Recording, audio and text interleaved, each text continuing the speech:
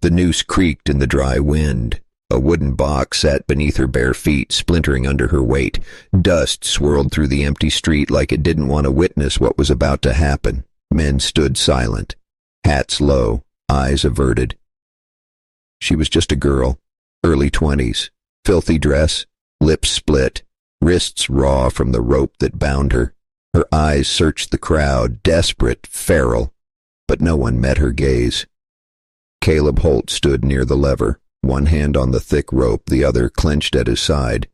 His face was stone, but his knuckles were white. "You promised me mercy," she whispered.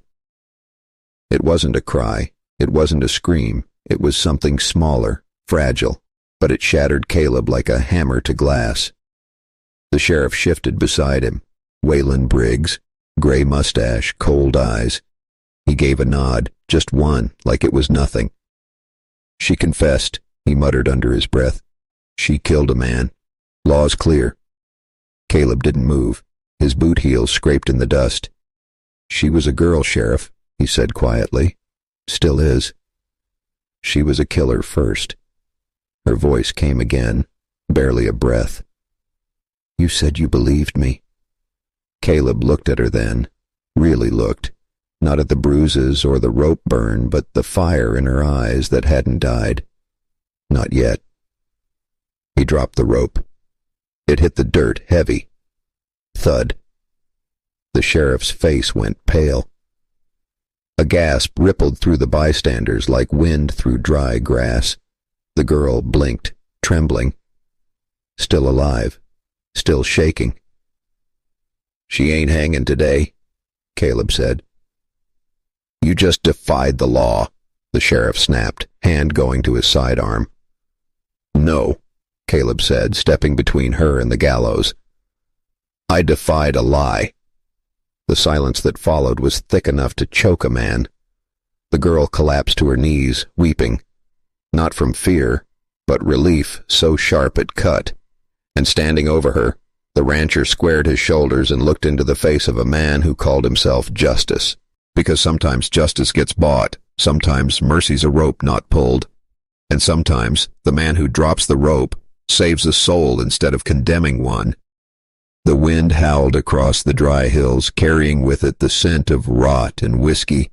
In the barn behind Jedediah Crane's house, the girl lay crumpled on the dirt floor, wrists bound tight behind her back, blood dried at the corner of her mouth. A single beam of moonlight filtered through the cracked boards above, falling across her cheek like a sliver of hope that never quite reached her. She hadn't eaten in 2 days. Her throat burned with thirst, but worse than that was the silence. No voice, no footsteps, just the creak of old wood and the rats scratching beneath the hay. Then the door slammed open. Boots stomped in, heavy, uneven. The stench of sweat and bourbon announced him before his shadow did. Jedediah Crane. "You thought you could run," he slurred, kneeling beside her. "You think anyone's gonna believe your lies after what you did?" She didn't answer, just flinched as he grabbed her jaw. "Answer me!" "I didn't kill him," she rasped.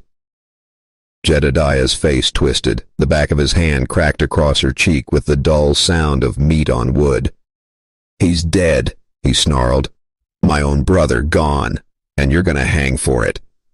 She spat blood. "You killed him over land deeds. I saw you." He froze, just for a second. Then he smiled. "That's the wrong memory to have, girl." He stood, tossing her a moldy crust of bread that landed inches from her face. She didn't move. "Sheriff's coming by tomorrow," he said, stepping into the night. "He'll bring the rope. Whole town'll see justice done. Maybe then my debts'll wash away." The barn door slammed shut, and she was alone again. But not hopeless. In the quiet, she pushed her back against the post, feeling the coarse rope dig deeper into her wrists. She whispered to hers, "Elf, not a prayer, but a vow. I'll live. If it's just to ruin him, I'll live." Far off, a thunderhead rolled across the horizon. Lightning danced in silence. Somewhere out there, maybe someone still had a soul. But in this barn, Mercy was a stranger, and morning was a death sentence riding fast. The sun hadn't yet broken the ridge when Caleb Holt saddled his mare.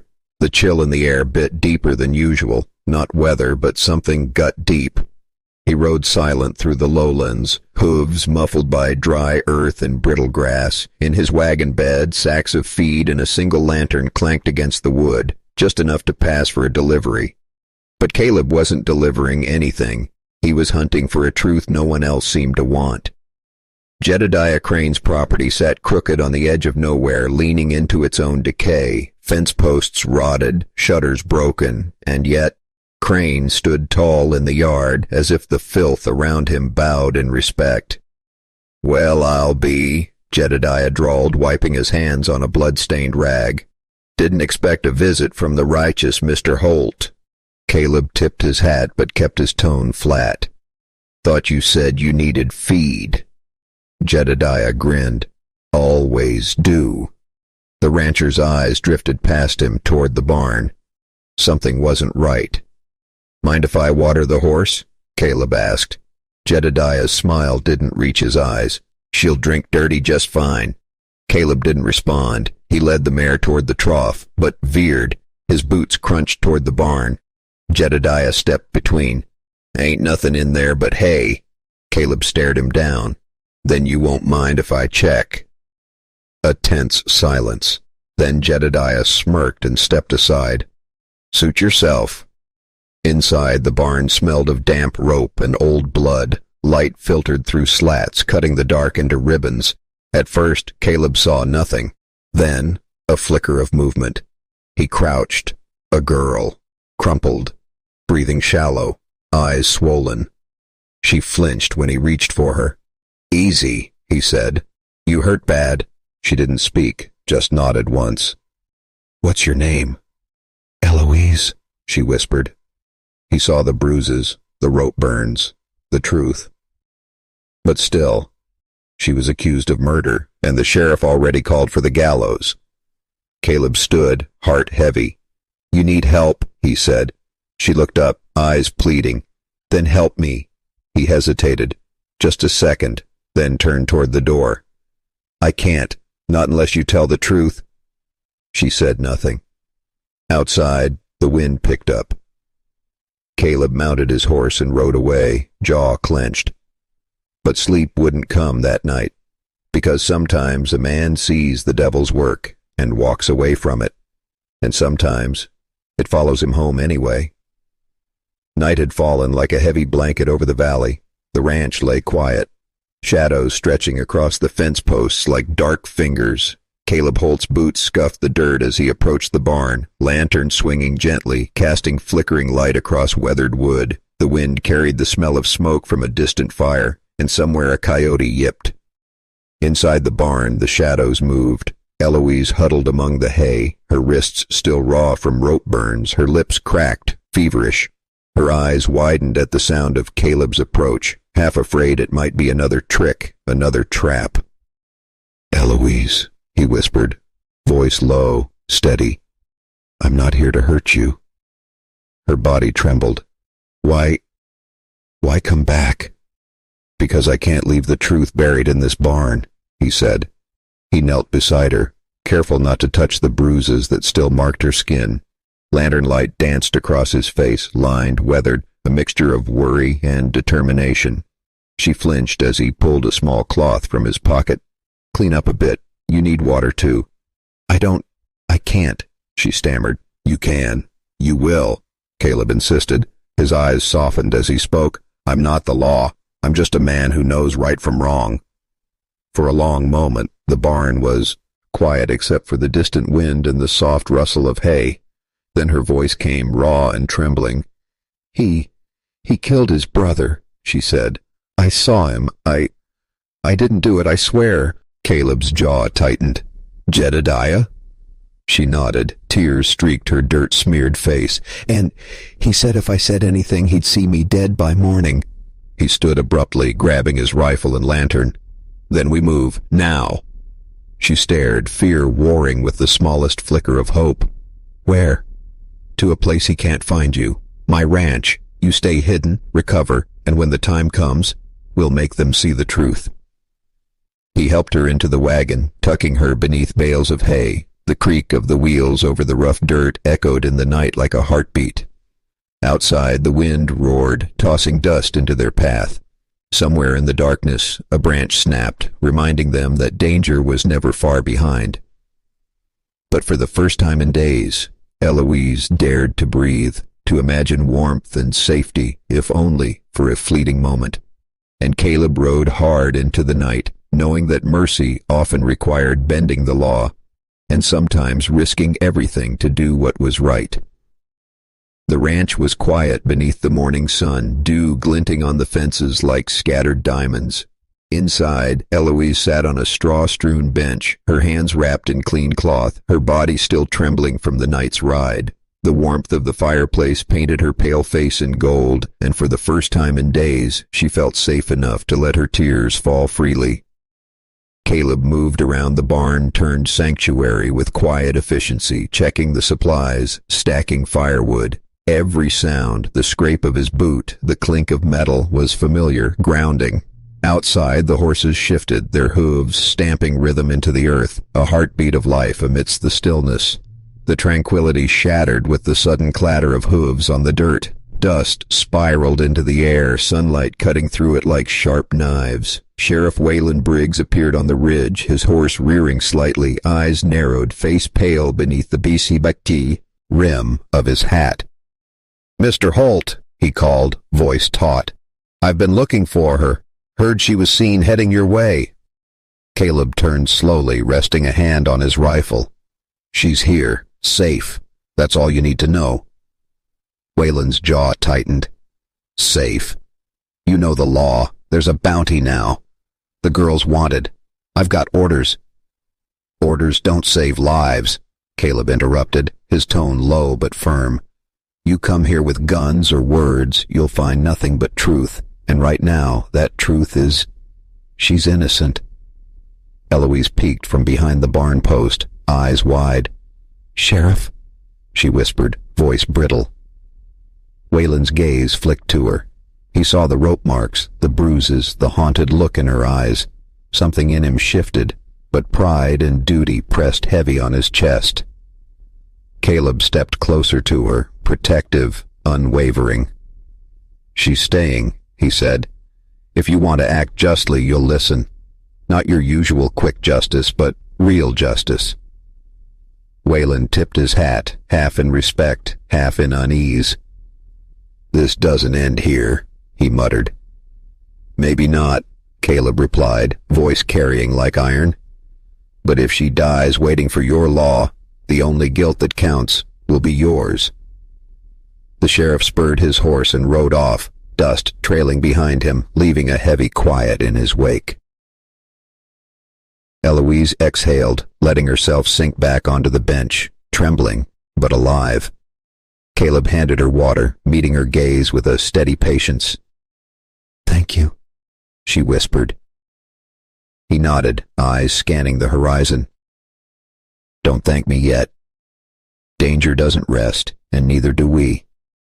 Outside, the ranch lay golden in the morning light, but shadows lingered. The threat of Jedediah still rode the wind, and somewhere deep in the valley the promise of confrontation waited. Night fell like a heavy curtain over Caleb Holt's ranch. Lanterns flickered in the windows, throwing long, trembling shadows across the barn and stables. The air was thick with the smell of smoke from the hearth and the faint tang of fear. Eloise huddled near the fire, her hands wrapped around a tin cup, eyes wide and unblinking. Outside, the horses shifted nervously, sensing the tension that clung to the wind. A low rumble of hooves shattered the silence. Torchlight danced across the horizon as a gang of men rode hard, their faces hidden beneath masks, their intentions clear. Jedediah Crane led them, a sneer cutting across his face, eyes gleaming with malice. "They think they can hide her," Jedediah spat, voice carrying through the night. "Let's see how far mercy gets them." Caleb grabbed his rifle and stepped onto the porch, boots heavy against the worn wood. His hand rested on the hammer, body taut, ready for the first shot. "You want her? You'll have to go through me. he called, voice steady and cold as steel. The gang dismounted, torches illuminating their faces. One man spat on the ground. "You can't hold us all, old man." "I'm not holding anyone," Caleb replied. "I'm protecting the truth." Fire lit the barn, flames licking the roof as shouts echoed through the ranch. Eloise froze, heart pounding, until Caleb turned to her. "Get down," he said, pulling her into the root cellar. From below, she could hear the crack of gunfire and the thud of bodies hitting the ground. Caleb's voice rang out in short, precise commands. Every shot counted, every movement deliberate. She gripped the wooden beam, knuckles white, watching the shadow play of violence above. Then a silence fell, heavy and strange. Eloise peeked through a crack. Jedediah's gang was retreating, dragging a wounded horse, fear now creeping into their ranks. Jedediah shouted threats promising revenge, but the light in Caleb's eyes made even him hesitate. The girl exhaled, trembling. "Will he come back?" Caleb didn't answer immediately. He scanned the horizon, rifle resting on his shoulder. "Yes," he said finally. "And when he does, we'll be ready. Not just to survive, but to make him face what he's done." Outside, the ranch lay scarred by fire and smoke, but the dawn would come, and with it, the promise of confrontation and justice carried on the wind like a whisper that would not be ignored. "You said..." The first pale light of dawn stretched across the valley, painting the ranch in soft gold. Dew glistened on the fence posts, catching the morning like scattered jewels. Caleb Holt stood on the porch, rifle slung across his shoulder, eyes scanning the horizon. The night's fire had died to smoldering embers, but the memory of smoke and gunfire lingered like a warning. Eloise stepped out from behind the barn, shoulders tense, hair matted with sweat and soot. She'd slept little, the memory of Jedediah's threats burning in her mind, yet in the quiet light she felt a strange resolve. No more hiding, no more trembling.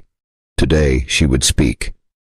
"We ride into town," Caleb said, voice low, deliberate.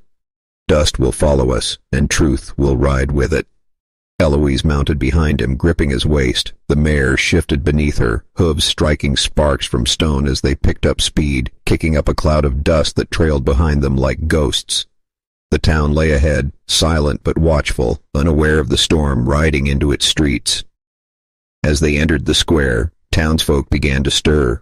Merchants and laborers peeked from doorways, eyes wide with curiosity and fear. Sheriff Waylon Briggs appeared in the center, hand resting lightly on his sidearm, jaw tight. The gallows stood stark against the rising sun, rope swaying in the morning breeze. Caleb nudged the mare forward. "Ask her what she saw," he said, voice carrying just enough to reach the sheriff. Eloise swallowed, heart hammering. She stepped from the wagon, boots scuffing the dirt, hands still shaking. "I saw everything,"